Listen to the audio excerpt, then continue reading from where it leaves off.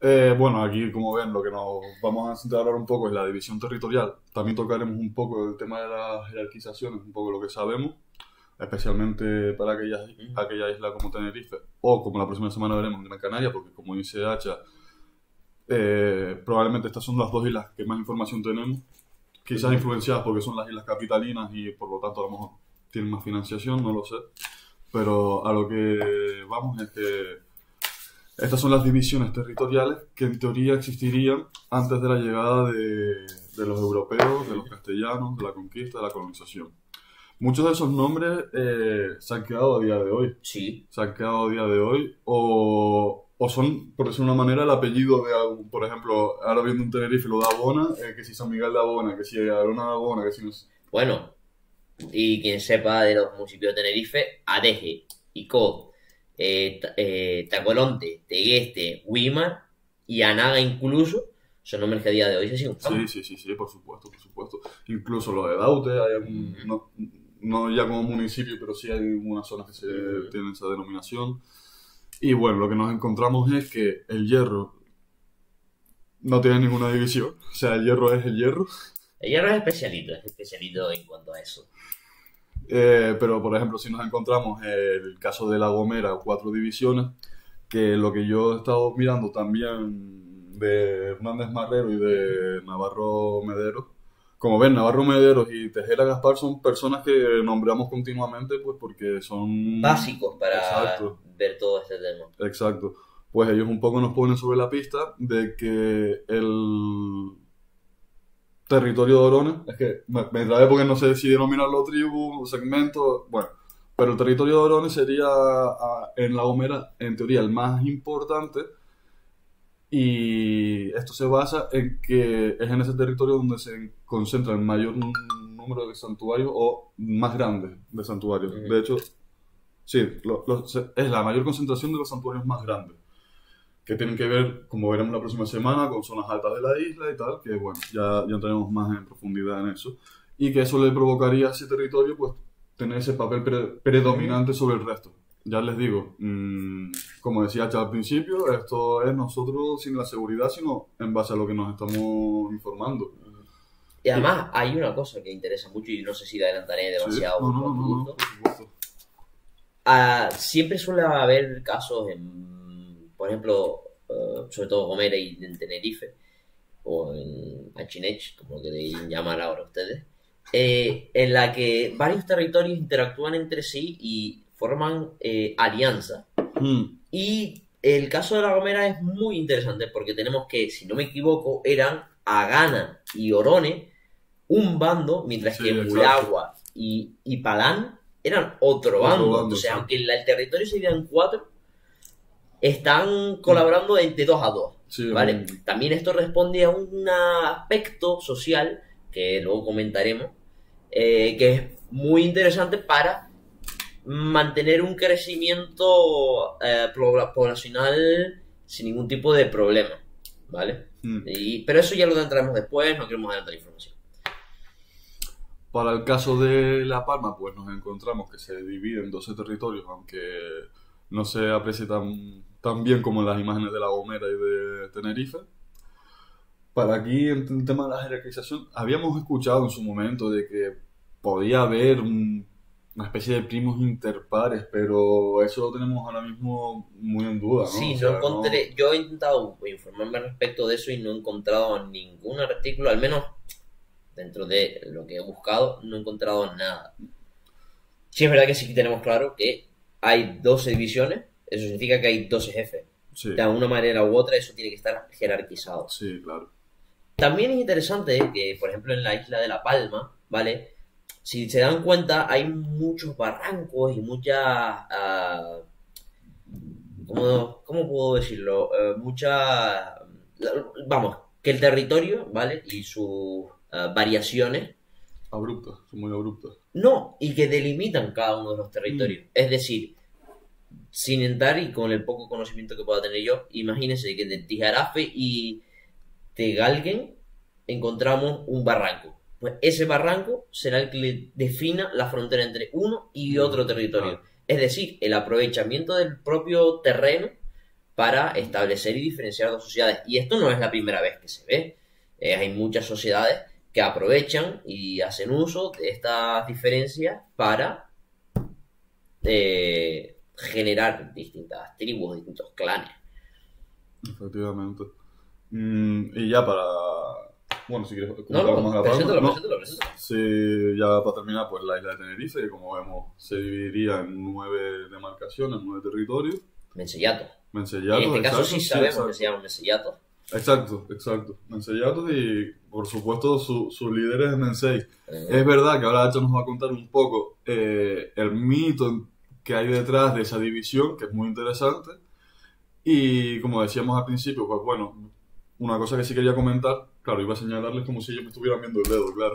Creo que Vemos puedo que- hacer que salga. Sí, sale el ratón. Vemos que en la zona central de la isla, que es donde vendríamos a colocar el Teide, las cañadas, todo esto. Bueno, el TID lo vendríamos a hablar. Sí, claro, pero que todo ese territorio que está en blanco, que no aparece un nombre, sería como un territorio comunal. Exacto. Las cañadas, la Exacto. zona esta de pastoreo comunal. Que cuando lleguemos a la parte de economía veremos que... Es esencial. Exacto, para no meternos más. Aquí sí vemos o entendemos que es más clara lo que hablábamos antes de la jerarquía, en el sentido de que eso, cada territorio es un mensellato y por lo tanto tiene su mensei. En teoría hay alguno que es más importante que otro, que eso ya ahora nos comentará, pero en principio pues por ejemplo el tamaño viene delimitado por lo que nos comentaba en el artículo Yared y Matilde, por el tema de precisamente la disponibilidad de recursos de subsistencia, básicamente. Por eso vemos que los territorios del sur quizás en tamaño son, bueno, quizás no, en tamaño son más grandes que los del norte. Exacto. Eh, Al ser al final zonas más secas, la posibilidad de adquirir ciertos productos es mayor o menor. Esto responde sobre todo al tipo de alimentación que tienen y cómo ellos gestionan los propios recursos, pero eso lo tocaremos un poquito más adelante, sobre todo para explicar cómo ellos obtienen sus alimentos, que tenemos bastante información sobre ellos, y cuáles son los que se deben proteger más o cuáles se deben proteger menos. Pero bueno.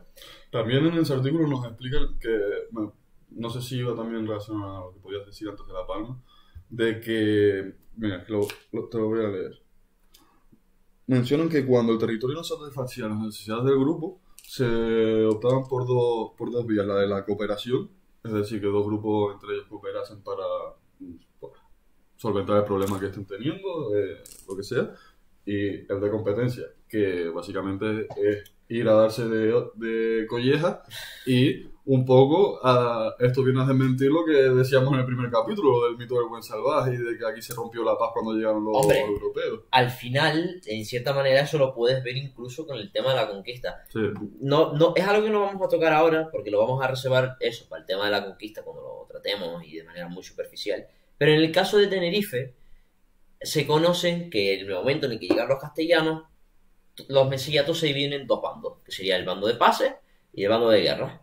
El bando de paces, que vendría a corresponder a los mensellatos sureños, se aliarían o colaborarían exacto, con los castellanos, mientras que los del norte se opondrían fuertemente y serían los protagonistas de la batalla de Centejos, de la que ya hemos hablado un poco nosotros a través de Twitter.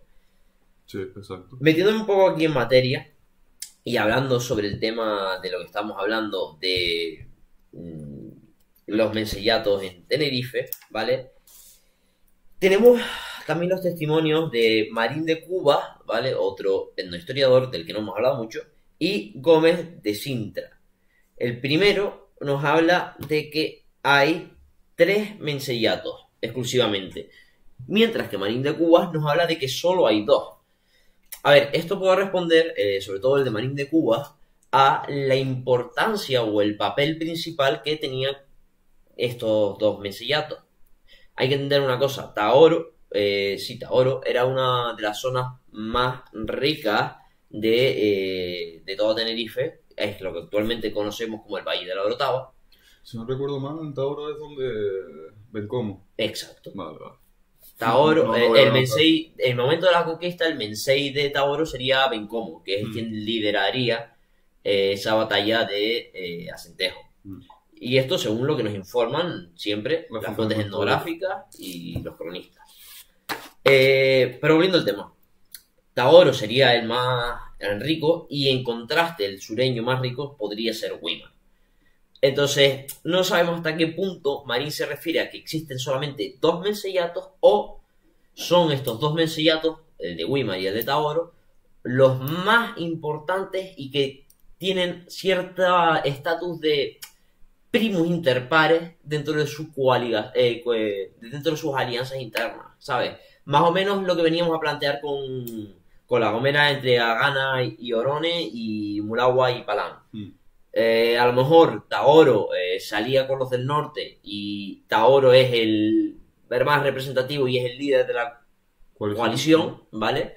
O su Mensei es el líder de la coalición, para ser más exacto.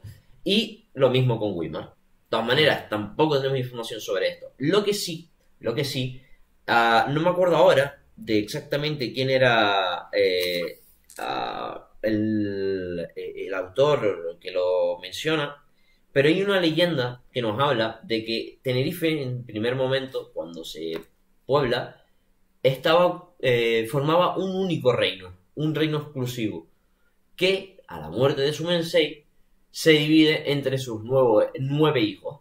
Y de ahí que ese territorio se vea dividido en 9 menseyatos. Esto a lo mejor, y lo más probable es que tenga alguna relación con un mito fundacional y que esté relacionado con incluso el propio mito fundacional que explica las propias diferencias sociales. Pero aparte de eso, a día de hoy lo que sabemos es que había 9 demarcaciones territoriales que se llamaban menseyatos, que estaban liderados por sus respectivos menseyes. Y en caso del hierro, que es lo que más o menos soltamos un poco, sí, hay un solo territorio, pero ¿qué ocurre con el hierro? Bueno, lo que ocurre con el hierro es, o la apuesta, la apuesta por lo que se ha tirado durante los últimos años, hasta donde yo tengo conocimiento, es que, aun siendo la información mínima, posiblemente solo hubiese una diferenciación social, que es el pueblo y el jefe del territorio. En fin, si vemos que hay una cierta igualdad entre los miembros, al final la isla tampoco es que sea bueno, creo que es la isla más pequeña del archipiélago. Es la más pequeña. Sí, con Tarislote. Es la menos habitada, 10.000 habitantes. O sea, hay municipios en Tenerife que tienen más población que el Hierro. Bueno, que La Gomera también, pero en este caso que el Hierro. Entonces, con un espacio tan limitado y una población tan reducida, lo más probable es que eso fuese un solo pueblo, ¿vale? Con un único líder y que la única diferencia fuese el primus inter pares y el resto de la sociedad. Y ese sería el único punto que habría que hacer. Pero repetimos, el Hierro es una de las islas con menos información a nivel documental, por lo que tampoco podríamos asegurar nada.